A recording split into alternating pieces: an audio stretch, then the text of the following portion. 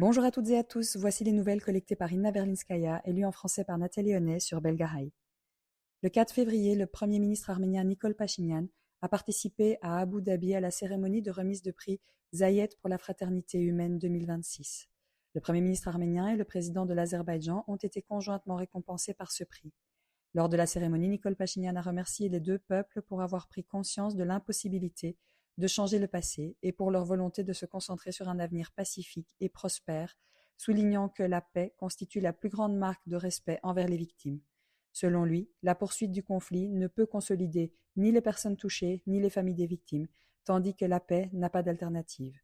Il a rappelé que pendant de nombreuses années, l'association des mots paix, Arménie et Azerbaïdjan semblait inconcevable, mais que les récents développements ont montré que cela est possible. Le Premier ministre a souligné que cette distinction concerne non seulement les dirigeants, mais aussi les deux peuples engagés dans le processus de paix. Lors de leur rencontre à Abu Dhabi, le Premier ministre arménien Nikol Pachinian et le président azerbaïdjanais Ilham Aliyev ont évoqué les progrès réalisés dans la mise en œuvre des accords conclus lors du sommet pour la paix organisé à Washington par le président américain Donald Trump.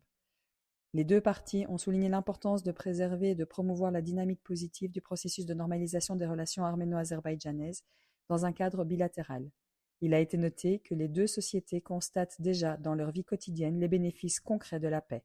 Une satisfaction particulière a été exprimée quant au lancement du commerce bilatéral, à l'exportation de produits pétroliers de l'Azerbaïdjan vers l'Arménie, ainsi qu'au transit de marchandises en provenance de pays tiers via le territoire azerbaïdjanais. Les parties ont convenu de poursuivre leurs contacts en vue de renforcer la paix et la stabilité. Le député du groupe Contrat civil Babken Toumian, répondant à une question sur le fait que les importations s'effectuent uniquement de l'Azerbaïdjan vers l'Arménie, a déclaré que l'Arménie pourrait commencer à exporter des marchandises vers l'Azerbaïdjan dans les 1 à 2 prochains mois. Selon lui, les échanges commerciaux ne se font pas directement avec l'Azerbaïdjan, mais avec d'autres pays via son territoire. Il a ajouté que les exportations arméniennes pourraient prochainement débuter en fonction de la demande du marché. Il a notamment mentionné des produits métalliques et en aluminium, ainsi que certains types de produits alimentaires. Le 4 février, 8 wagons chargés de blé russe transitent par le territoire azerbaïdjanais à destination de l'Arménie, rapporte le site hakin.az.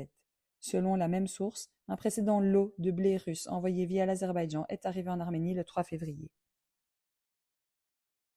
L'Assemblée nationale française a adopté à l'unanimité une résolution appelant à la libération des prisonniers arméniens détenus en Azerbaïdjan. Le document exprime son soutien à la population arménienne de l'Artsakh déplacée de force et souligne la nécessité d'assurer son retour et sa sécurité.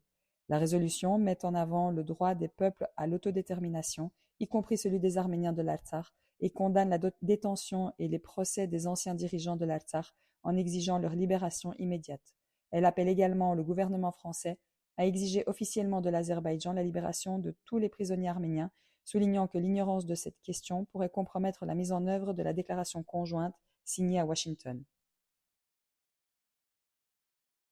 Le député suisse Erich von Tobel, fondateur de l'initiative de paix adoptée par le Parlement suisse en faveur du Haut-Karabakh, a déclaré que, du point de vue du gouvernement suisse, la question du Haut-Karabakh n'est pas close.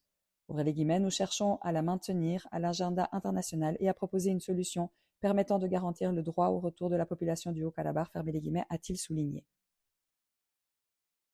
Lors de la rencontre entre le ministre arménien des Affaires étrangères Ararat Mirzoyan et le commissaire aux droits de l'homme du Conseil de l'Europe Michael O'Flaherty, les discussions ont porté sur les programmes mis en œuvre pour répondre aux besoins des personnes déplacées du Haut-Karabakh.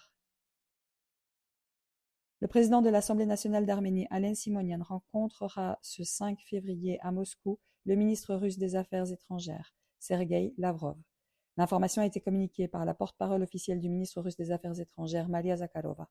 Selon elle, la rencontre portera sur la coopération bilatérale et les questions régionales avec une attention particulière accordée à l'interaction entre Moscou et Yerevan au sein des structures eurasiatiques communes et au dialogue en cours dans ce cadre.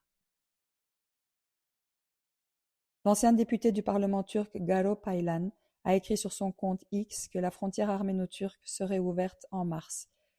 Ouvrez les guillemets, la stabilisation du processus de paix entre l'Azerbaïdjan et l'Arménie dépend largement des mesures que la Turquie prendra dans un avenir proche, fermez les guillemets, a-t-il écrit. Human Rights Watch a publié son rapport pour l'année 2025 indiquant que la situation des droits humains en Arménie demeure fragile malgré les annonces de réformes. L'organisation souligne des problèmes liés à la liberté de la presse, à la vidéosurveillance, à la discrimination et à la détention provisoire, ainsi que les difficultés rencontrées dans la protection sociale des personnes déplacées du Haut-Karabakh. Le coordinateur du mouvement, Meir Tzevov, à notre manière, Narek Karapetyan, a publié les résultats finaux d'un sondage réalisé par l'organisation Empirica, affirmant qu'ils avancent avec assurance vers la victoire. Selon ces données, si le choix se faisait entre deux figures politiques, 34% des personnes interrogées soutiendraient l'homme d'affaires et philanthrope Samuel Karapetyan, contre 33% pour le Premier ministre Nikol Pachinian. Narek Karapetyan a ajouté qu'une victoire avec un faible écart n'est pas suffisante et qu'il est nécessaire d'obtenir une majorité absolue au Parlement. Le leader du parti Arménie prospère, BHK, Gagik Tsaroukian, a déclaré qu'il participerait aux prochaines élections avec le programme Une offre pour l'Arménie. Il a précisé qu'une annonce concernant le format serait faite dans les prochains jours, soulignant que des solutions intéressantes sont prévues. L'ancien défenseur des droits de l'homme d'Arménie et chef de l'initiative politique Les Ailes de l'Unité, Arman Tatoyan, a déclaré qu'aujourd'hui, alors que les autorités arméniennes, entre guillemets, tentent à tout prix de dissimuler les problèmes existants, de faire comme s'il n'existait pas, une visibilité internationale est absolument nécessaire. En tant que personne qui a consacré toute sa vie à la défense des droits humains, je ne peux pas et ne me tairai pas, a-t-il écrit. Le ministre de la Justice, Sırpui Galian, a annoncé qu'un nouveau texte de constitution serait prêt en mars de cette année et qu'il est d'ores et déjà nécessaire de lancer une vaste campagne d'information à ce sujet. Dans son rapport, l'organisation de défense des droits humains Forum on Religious Freedom in Europe, FOREF Europe, affirme que le gouvernement arménien sous la direction du Premier ministre a intensifié sa campagne contre l'Église apostolique arménienne. Selon le rapport, la situation actuelle soulève de graves alertes concernant des violations de la liberté de religion et de conviction dans un pays qui se targue être la première nation à avoir adopté le christianisme comme religion d'État. Les vins arméniens seront présentés du 9 au 11 février au Salon international Wine Paris, où 23 entreprises viticoles arméniennes participeront sous un pavillon national unifié, présentant environ 230 références de vins. L'objectif de l'événement est de positionner les vins arméniens sur le marché international comme des produits d'un pays à l'ancienne tradition viticole, en mettant l'accent sur les cépages autochtones. En mars, les producteurs arméniens participeront également au salon Foodex au Japon, où l'Arménie sera représentée cette année par 17 entreprises. Les organisateurs soulignent que l'intérêt pour le vin arménien ne cesse de croître sur les marchés internationaux.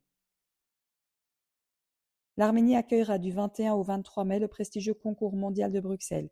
Plus de 400 experts du secteur vitivinicole provenant de 65 pays y participeront et un jury professionnel évaluera à l'aveugle près de 10 000 vins. Les vins arméniens seront également en compétition.